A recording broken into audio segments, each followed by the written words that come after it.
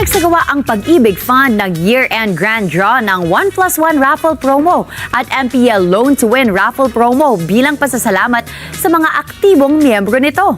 Umabot sa 500,000 piso ang pinakamataas na premyong ipinamigay sa mga nanalo sa magkakahiwalay na raffle draw.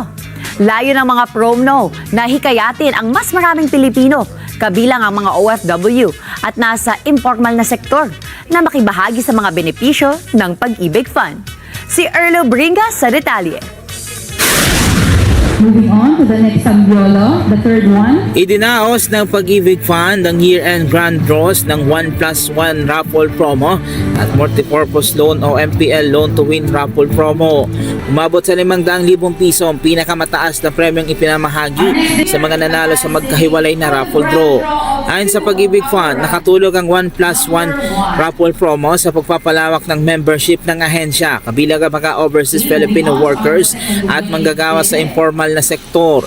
Samantala, binigyan naman ng MPL Loan to Win raffle promo mga miyembrong gumamit ng Pag-ibig multipurpose loan para sa kanilang mga pangangailangang pinansyal. And 111,000 po na Pag-ibig members ang nag-register, sumali sa promo na ito. And we did it because unang-una ang nag-influence sa kanila na sumali sa Pag-ibig Fund ay no other than their relatives, friends na mismo. Either OFW, tricycle drivers, market vendors, mga self-employed po.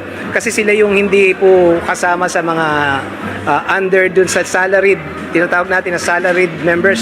Bahagi ang programa ng Pag-ibig Fund alinsunod na rin sa direktiba ni Pangulong Ferdinand Marcos Jr. na masiguro ang mas malawak na access ng mga Pilipino sa ipon, sa loan at mga programang pabahay.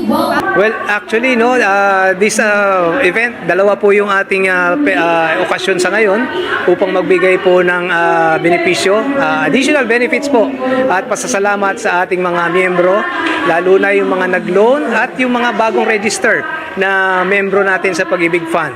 Ito po ay bilang suporta sa kanila dahil po sa trust na kanilang ginawa sa pag-register po at pag-avail ng loan sa atin. Sa year-end grand draw, may mga nanalo ng top prizes at mga consolation prize sa parehong promo bilang pasasalamat daw sa aktibong partisipasyon ng mga miyembro ng Pag-ibig Fund.